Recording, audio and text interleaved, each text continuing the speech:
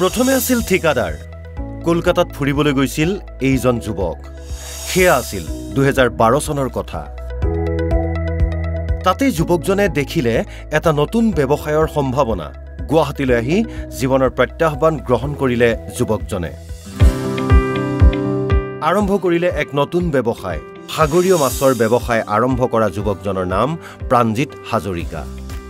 হয় বিগত 12 বছৰে গুৱাহাটীৰ ৰাজগড়ত এক নতুন ব্যৱসায়ৰ ৰূপত ঠনধৰি উঠোৱা সাগৰীয় মাছৰ ব্যৱসায় আৰম্ভ হৈছিল এনেদৰে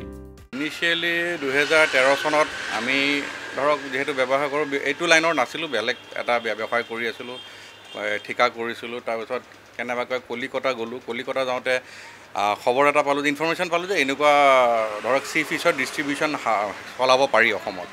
তো সেই হিচাপে আমি আইএফবি কোম্পানী বুলি আছিল আইএফবি তেওঁলোকৰ সি ফিছৰ হয় সো গুৱাহাটীটো তেওঁলোকৰ আছিল অফিস কোম্পানী আছে অফিস থাকোতে আমি তেওঁলোকৰ লগত যোগাযোগ কৰিলো যোগাযোগ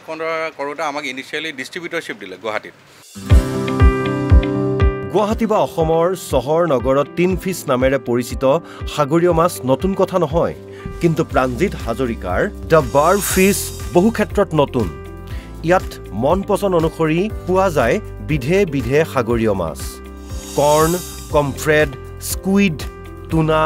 ক্ৰেব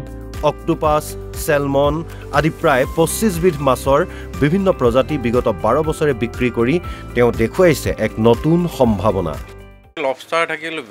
বাছা থাকিল আপোনাৰ পমফ্ৰেট অক্টোপাছ স্কুইড ক্ৰেব টুনাৰ আপোনাৰ হোল টুনা পাব বোনলেছো পাব তাৰপিছত পমফ্ৰেট আছে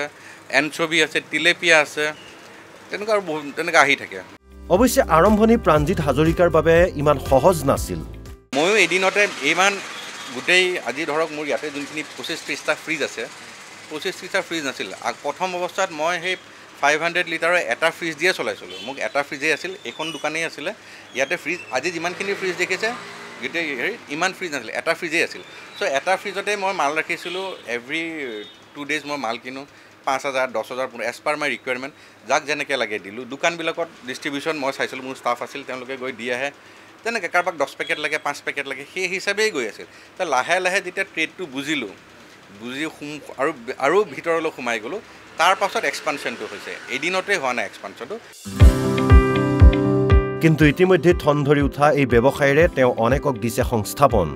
ব্যৱসায়ৰ নতুন সম্ভাৱনাৰে যে সফলতা লাভ কৰিব পাৰি প্ৰাণজিৎ হাজৰিকা তাৰ এক উজ্জ্বল উদাহৰণ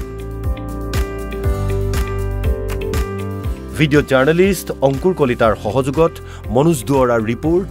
NB নিউজ